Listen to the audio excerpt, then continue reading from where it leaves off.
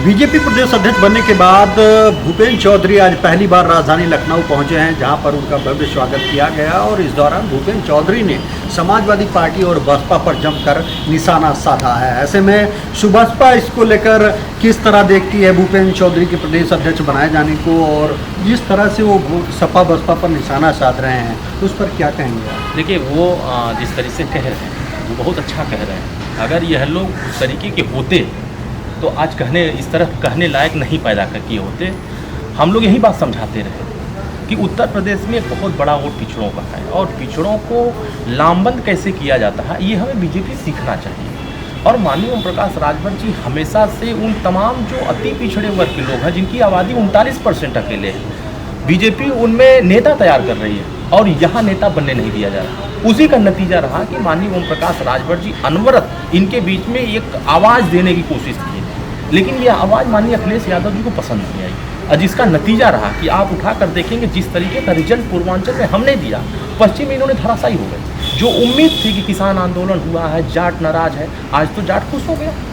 आज तो एक बड़े नेता उनके बीच में मिल गया और बड़ी पार्टी के अध्यक्ष उत्तर प्रदेश के इतने बड़े सूबे के इतने बड़े अध्यक्ष मिले हैं, तो उनके समाज की तो एक उम्मीद होगी ना कि हमारा अध्यक्ष बना है, हमारे समाज का सम्मान बढ़ा है। हम भी यही चाहते थे कि समाज में जिनको लोग नहीं पूछ रहे हैं उनको मौका दिया जाए और सुहेलदेव भारतीय समाज पार्टी उस कदम में आगे बढ़ रही है, लेकिन हम छोटे स्तर पर कार्य कर रहे हैं। उनका संगठन बड़ा स्तर है, वो बड़े स्तर से कार्य कर रहे हैं। तो कहीं ना कहीं यह तो सीखने के लिए समाजवादी पार्टी और बहुजन समाज पार्टी को तो ये सीखने के लिए एक तो उन्होंने प्रपोजल दे दिया कि आप भी हमसे सीखो, और अभी आप कमरे में बैठे हो और हम 24 घंटे जनता के बीच में काम करें। लेकिन सपा हो या आरएलडी हो, वो ये कह रही कि हमारे ही दबाव में किसान आंदोलन के डर से जिस तरह से पश्चिमी यूपी में जाट नाराज है, 2024 के चुनाव से पहले इस तरह के कदम उठाए गए, चाहे वो उपराष्ट्रपति बनाने की बात हो या फिर इन्हें प्रदेश अध्यक्ष बनाना। देखिए, जब बात नाराजगी की आई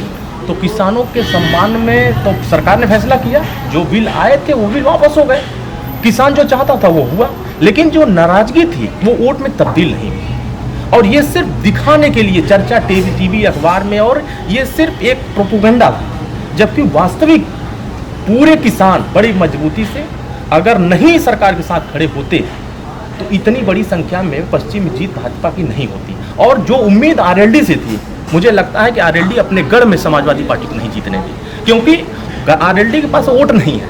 ये सिर्फ एक तरीके से वो प्रधानमंत्री घराने के हैं, उनके पास एक ब्रांडिंग चेहरे हैं, बाकी और कुछ नहीं है। धरातल पर जाट स्वतः इनके साथ नहीं आता और जाटों के बीजेपी ने बड़े बड़े नेता तैयार कर लिए, तो उनको लगता है कि सरकार में हमारी सुरक्षा कहाँ हो रही है। और आज माननीय ओम प्रकाश राजभर या सुहेलदेव भारतीय समाज पार्टी इस बात को पश्चिम में जब चुनाव के पहले चरण की घोषणा हुई तभी बता दिया था कि जाट आपके साथ नहीं आ रहा है, आपने जिससे अलायंस किया वो धरातल पर काम नहीं कर रहा, उसका संगठन नहीं। तो बस वही हवा में राजनीति होती रही, हवा में यात्रा चलती रही और हवा में वही रिजल्ट आया। जो हमने काम किया हमारा परिणाम आप देखिए, जो उन्होंने काम किया उनका परिणाम उनके सामने दिख रहा है। आज बसपा सुप्रीमो मायावती ने राष्ट्रपति महोदया से मुलाकात की है और फिर अन्य दलों पर निशाना साधा है कि अगर बसपा की तर्ज पर वो भी राष्ट्रपति जी का समर्थन करते तो फिर शायद एक नया इतिहास बनाया जा सकता है। आप क्या कहें? देखिए, बाबा साहब अम्बेडकर साहब और माननीय कांशीराम के विचारों को माननीय ओम प्रकाश राजभर जी अनवरत जिंदा रखने की कोशिश करते हैं और उसी का नतीजा रहा है कि राष्ट्रपति के चुनाव में उन्होंने भी समर्थन किया और हमने भी खुले दिल से समर्थन करके आदरणीय द्रौपदी मुर्मू जी को वोट करने का काम किया। और उसी का नतीजा रहा कि हमने सम्मान उन तमाम आदिवासियों को बढ़ाया, उन तमाम पिछड़े दलित आदिवासियों के सम्मान में खड़े हुए, जिनको लेकर के बाबा साहब अम्बेडकर बराबर कहते थे कि अगर अंतिम कतार के व्यक्ति को अगर मुख्य कुर्सी पर जाने के लिए अगर जरूरत आपकी पड़े तो आप वहाँ कुर्बानी दे दिया। और माननीय ओम प्रकाश राजभर ने कुर्बानी दिया और उसी का नतीजा है कि बहन जी आज उनसे मुलाकात करके आज उनको शुभकामनाएं दे रही है। और हम भी सुहेलदेव भारतीय समाज पार्टी को भी अगर मौका मिलेगा, मैं समय मांगूंगा, अगर मुलाकात का समय मिलेगा तो पार्टी के अध्यक्ष माननीय ओम प्रकाश राजभर जी भी मुलाकात करके शुभकामनाएं देंगे।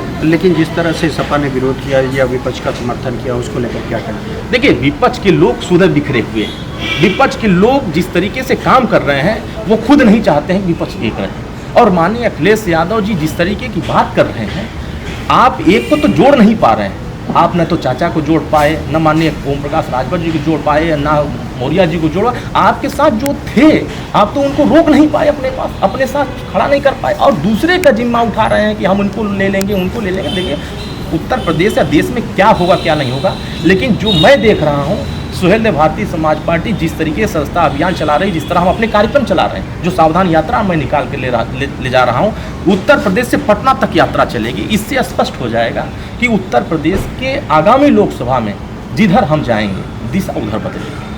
अरुण जी, एक अंतिम सवाल है कि मुरादाबाद के एक घर में सामूहिक तौर पर बीते कई दिनों से कुछ लोग नमाज पढ़ रहे थे, उस मामले में विवाद हुआ और कई लोगों के ऊपर एफआईआर दर्ज की गई। इसको लेकर ओवैसी ने निशाना साधा है कि अब क्या नमाज भी नहीं पढ़ी जा सकती। इस घटना को आप किस तरह से देखते? देखिए ओवैसी जी को तो ये मुद्दा चाहिए और उनके लिए तो ये बढ़िया मुद्दा है।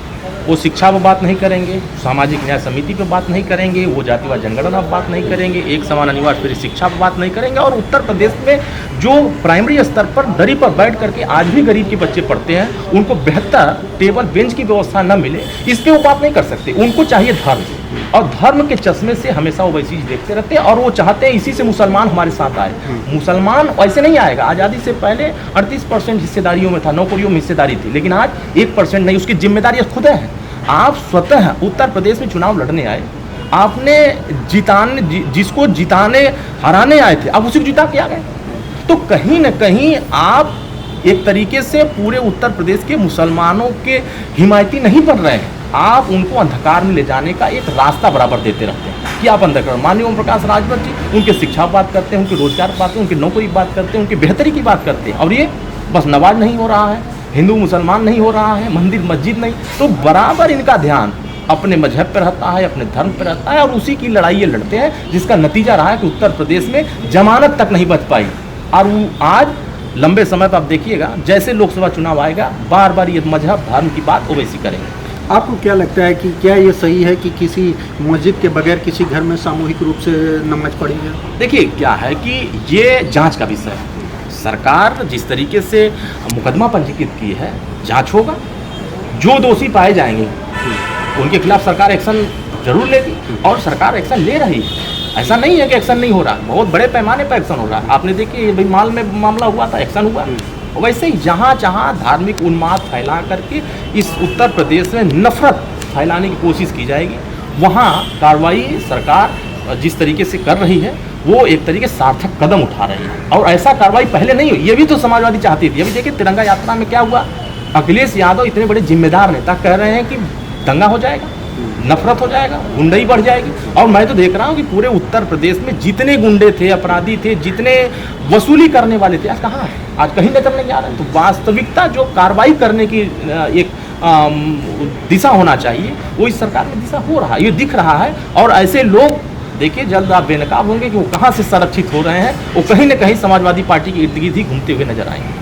तो जैसा कि आपने सुना, ये थे सुभाषपा के राष्ट्रीय महासचिव अरुण राजभर, जिनका कहना है कि जो मुरादाबाद में घटना सामने आई है उसकी जांच होनी चाहिए, और जो भी इस मामले के दोषी होंगे उनके खिलाफ सरकार ही कार्रवाई करेगी। लेकिन चाहे ओवैसी हो या समाजवादी पार्टी हो, वो सिर्फ ऐसे मुद्दों पर राजनीति करती है वोट बैंक की, लेकिन सरकार इस मामले की जांच कर दोषियों के खिलाफ जल्द कार्रवाई करेगी। कैमरामैन अनिल के साथ राजीव प्रताप सिंह, न्यूज़ 18 लखनऊ।